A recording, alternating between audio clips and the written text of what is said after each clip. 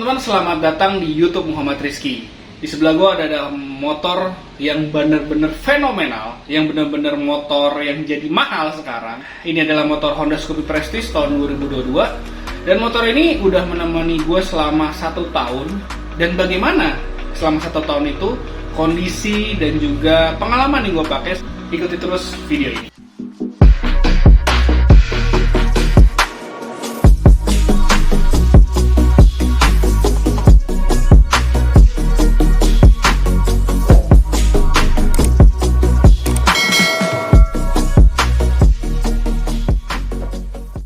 Oke, jadi selama 1 tahun itu gue mau membahas soal mesinnya dulu kali ya. Karena ini banyak dikomplain sama teman-teman yang punya Honda Scoopy Prestige tahun 2022. Pertama-tama gue dapetin ini di bulan Februari tadi ya.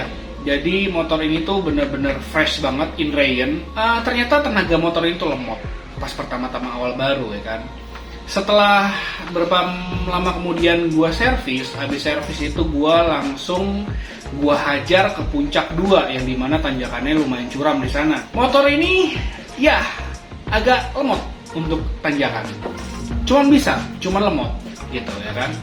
Iritnya irit banget. Ini motor emang buat perkotaan, bukan buat kebut-kebutan. Ya motornya enak gitu loh. Buat di jalan di kota tuh selap-selipnya enak gitu loh.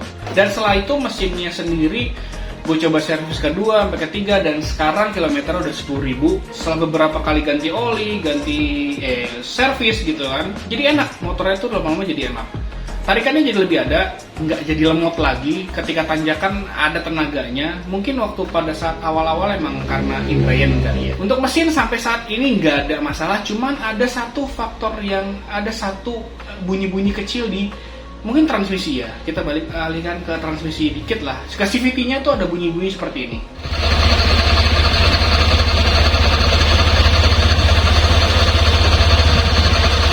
Nah bunyi-bunyi itu tuh gue nggak tahu karena gue belum lagi servis di 10.000 kilometeran ini. Yang sekarang masih 10.000 lebih lah kilometer.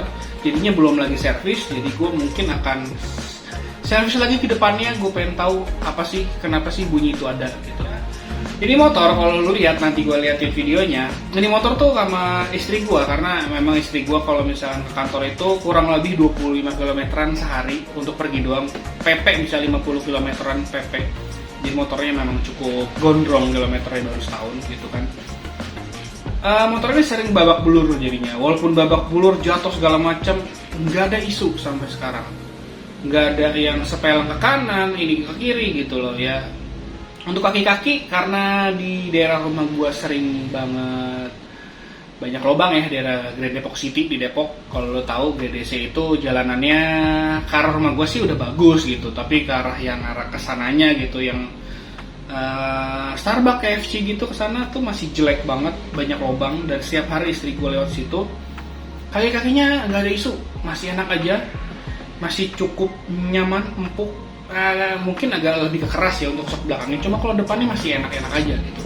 Jadi untuk kaki-kaki gua rasa sih nggak ada isu ya, walaupun di motor sering ditabrak sama bini gua sampai ini hancur ya, nanti gua liatin video. Oke. Dari kedua, selama 1 tahun kelistrikan motor ini kelistrikannya oke, karena ini keyless jadi punya alarm di motornya gitu kan. Jadi kadang-kadang gue kalau misalnya ninggalin motor ini supaya aman gitu kan, gue nyalain alarmnya. Dan alarmnya itu memicu untuk ya mungkin ya masuk ke aki untuk mengaktifkan alarmnya tersebut. Jadinya mungkin agak-agak menyedot tenaganya dari aki tersebut. Kalau itu kondisi kalau misalkan gue pergi ninggalin motor ini, ya mungkin ya intensitas untuk pakai alarmnya itu jarang-jarang lah. Cuman udah setahun ini, kemarin bini gua, istri gua lah ya, pada saat lihat ini ngomong ke gua, jadi ada indikator alarm yang kayak gini, indikator aki itu ngedap-ngedip merah, tapi cuma sekali waktu itu, jadi nggak berkali-kali itu, cuma ngedap-ngedip doang. Jadi istri gua laporan ke gua ini bahwa akinya kok ini ya, akinya ada tanda merah-merah nyala-nyala ya. Yang kalau misalnya nyalain gini kan, ya ini mungkin kayak gini bunyi seperti ini tuh micu untuk ya akhirnya jadi cepet ngedrop gitu kan, apalagi dipicu dengan kalau nyala gitu ya kan. Ya mungkin kayak gitu kali Aki sekarang. Jadi untuk 1 tahun Februari, sekarang bulan video ini lagi dibuat itu bulan Mei, jadi Februari, Maret, April, Mei, ya 1 tahun 3 bulan lah ya, 1 tahun 2 bulan 3 bulan lah ya, udah menuju itu. Akinya udah mulai ada indikator merah, itu aja. Bohlam belakang, lampu belakang untuk kelistrikan tadi kan udah aki ya. Kelistrikan lampu belakang bohlamnya mati, pernah sekali mati. Itu doang sih. Mungkin karena sok belakangnya agak keras ya kan, kena lubang juga yang gue ceritain tadi, banyak lubang di daerah rumah gue gitu kan. Jadinya motornya kehajar gitu, jadi ban belakangnya tuh ya kebentur-bentur gitu kan, goyang-goyang, jadinya akhirnya mati. Udah ganti dan itu murah banget, cuma 15.000 atau 25.000 ya, gue lupa. Bohlam satu, bohlam lampu rem belakang. Untuk lampu sen depan belakang masih aman, it's okay, aman banget. Nah untuk lampu, ini lampunya oke. Untuk ukuran motor sekecil ini 110 cc Honda Scoopy, lampunya terang, jadi ada 2 LED ya. Lampunya terang dan nggak pernah mati. Ya kalau mati ya janganlah, masih baru gitu kan. Untuk itu, selain itu nggak ada lagi sih. Paling kalau misalnya pagi-pagi motornya kena basah, kena air, terus pagi-pagi baru jalanin, itu kalau misalkan gue ingat banget kayak motor gue dulu gitu ya, Yamaha Mio gitu ya. Kalau di rem belakang itu tromol bunyi gitu, itu kayak sih faktor kotor aja kali ya, kotor kena debu, masuk kena debu gitu.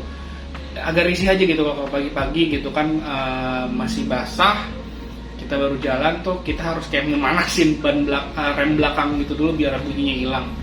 Motor ini warnanya tuh lama-kelamaan kalau lu nggak rajin untuk bersihinnya tuh kayak agak nguning gitu ya. Cuman apa perasaan gua aja gitu ya, kalau misalkan warnanya tuh agak nguning. Ya kalau misalkan lu beli putih ya ekstra dibersihin aja gitu ya, bersih aja. Kalau misalkan hitam kan glossy tuh, kalau yang ini kan agak doh gitu, kayak ada nguning-nguningnya dikit deh.